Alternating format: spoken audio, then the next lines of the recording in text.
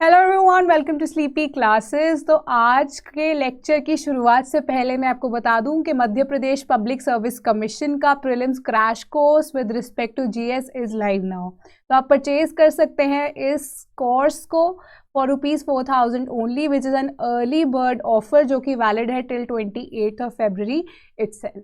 तो करते हैं शुरुआत। तो आज का केस है रे बेरुबारी यूनियन केस, जो कि 1960 का केस है। तो इसको हम रे क्यों कहते हैं फर्दर हम डिस्कस करेंगे इस सब केस में, एंड सब कुछ क्या हुआ वो हम देखते हैं। तो अगर हम स्टोरी पे जाते हैं इस केस की, तो इनिशियली ये जो स्टोरी है it goes back to the time of partition of India. तो जब पार्टीशन हुई थी तो सर सिरिल रैडक्लिफ, जिनको ये रिस्पॉन्सिबिलिटी दी गई थी फॉर द पार्टीशन, उनके द्वारा ही कुछ मिस्टेक हो गई थी, जिस वजह से ये सारा का सारा मुद्दा उठा। तो जो ये हमारा बेरुबारी यूनियन है, या Berubari is a name of a place जो कि वेस्ट बंगाल में एग्जिस्ट करती है। तो जब पार्टीशन की जानी थी, तो जब बेरुबारी की बात आती है, तो बेरुबारी के जो आसपास वाली बाउंड्रीज थी वहाँ पे बहुत सारे छोटे छोटे पोस्ट, चेक पोस्ट या थाना जिनको बोलते हैं, उनकी भी डिवीजन की जानी थी कि कौन से थाना इंडिया में आएगा, कौन सा थाना पाकिस्तान में जाएगा। तो अकॉर्डिंगली थाना नंबर 12 जो था, जिसको बेरुबारी बोलते हैं, थाना नंबर 12 जो है वो ओमिट कर दिया गया मिस्टेकनली या intentionally, we do not know. तो उस टाइम पे जो थाना नंबर 12 है उसका पेपर्स में कहीं पे भी मेंशन नहीं था कि वो इंडिया के पास जाएगा या पाकिस्तान के पास जाएगा। तो जैसे ये मुद्दा सामने आता है, तो ऑन 14 अगस्त 1947 ओरली जो है ब्रिटिशर्स वो थाना इंडिया को अलॉट कर देते हैं।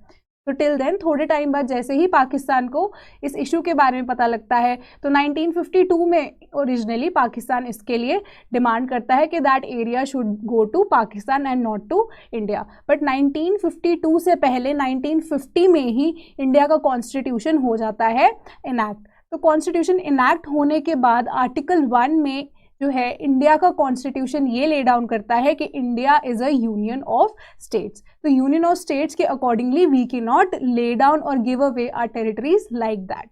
तो इसके लिए क्या किया जाता है, 1958 में नेहरू नून पैक्ट को साइन किया जाता है, जिसके अंडर क्या ले डाउन किया जाता है कि बेरुबारी की डिवीजन हॉरिजॉन्टली इस तरीके से की जाएगी कि half of the part should go to Pakistan and half of Berubari comes to India. But उस टाइम पे कंट्रोवर्सी क्या क्रिएट होती है, अब हम देखते हैं।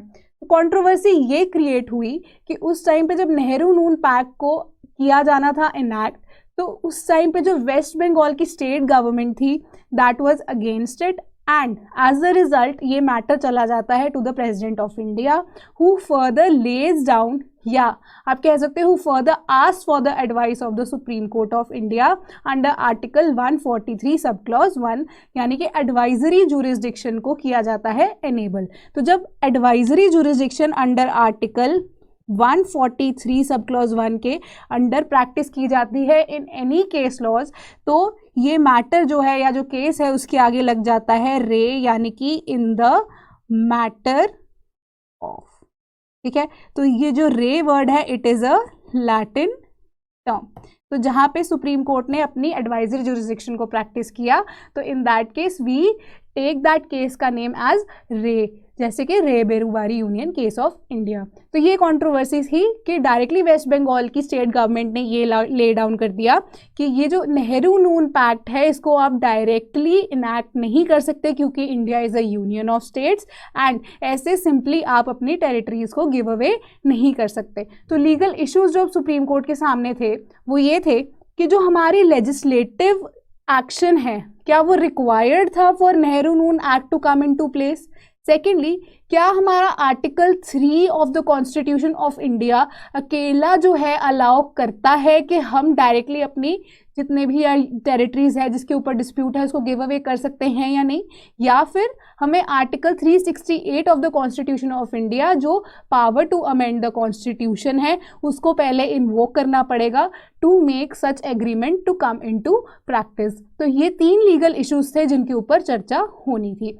तो in that case supreme court ने ये ले डाउन किया कि आर्टिकल 3 में जो कॉन्स्टिट्यूशन ऑफ इंडिया में ये डिक्लेयर करता है कि कॉन्स्टिट्यूशन ऑफ इंडिया में you can under article 3 form new states from the existing ones, या फिर पुरानी स्टेट्स की को रीसाइज कर सकते हैं, बट सीडिंग यानी कि giving away of a territory to another country जो है वो आर्टिकल 3 के पर्व्यू में नहीं आता। सो पहले हमें आर्टिकल 368 के अंडर एक अमेंडमेंट लानी पड़ेगी थ्रू अ स्पेशल मेजोरिटी, ताकि हम आर्टिकल 3 के अंडर चेंजेस लेकर आ सके एंड फर्दर जो नेहरू नून पैक्ट है या नेहरू नून एग्रीमेंट है उसको हम कर सके इनकलकेट या इनैक्ट। ठीक है, सो ये ले डाउन किया गया। दूसरी चीज तो ये ले डाउन की कि preamble is not a part of the constitution but it is a key to open the minds of the makers and is not a part of the constitution, और इसे हम एनफोर्स भी नहीं करा सकते इन द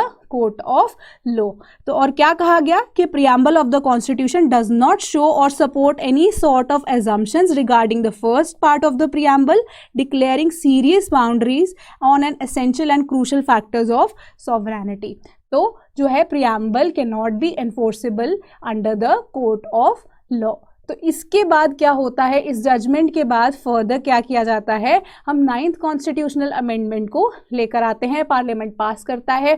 तो 9th constitutional amendment के बाद देन फर्दर जो है हम ये इस एक्ट को या इस एग्रीमेंट को लेकर आते हैं फर्दर इन यूज। तो क्या किया जाता है, 9th कॉन्स्टिट्यूशनल अमेंडमेंट को इनैक्ट किया जाता है जिससे नेहरू नून पैक्ट जो है उसको एनेबल कराया जाता है। सिमिलरली हम एडवाइजरी जुरिसडिक्शन को इन्वोक करते हैं। तो पार्लियामेंट को एक अमेंडमेंट को लेकर आना है under article 368 of the constitution of India, ताकि आर्टिकल 3 को हम प्रैक्टिस कर सके। ठीक है, तो बट आर्टिकल 368 में you need to bring up a special majority, whereas article 3 की इम्प्लीमेंटेशन के लिए you need a simple majority. So एक कॉम्प्लेक्स प्रोसीजर को हमने अपनाया ताकि एक प्रॉपर तरीके से हम इस पैक्ट को, इस एग्रीमेंट को लेकर आ सके इन एक्शन। तो एक लीगल वे में यानी कि रेशो डिसिडेंडी जिसको हम बोलते हैं, सुप्रीम कोर्ट ने उसे ले डाउन किया। तो ratio decidendi is the factual part जिसके बेसिस पे, या लीगल पार्ट जिसके बेसिस पे जो हमारा सुप्रीम कोर्ट है या जो कोर्ट्स हैं हमारी वो डिसीजन देते हैं। तो एक और पार्ट होता है हमारा जजमेंट का, दैट इज द ऑबिटर डिक्टा।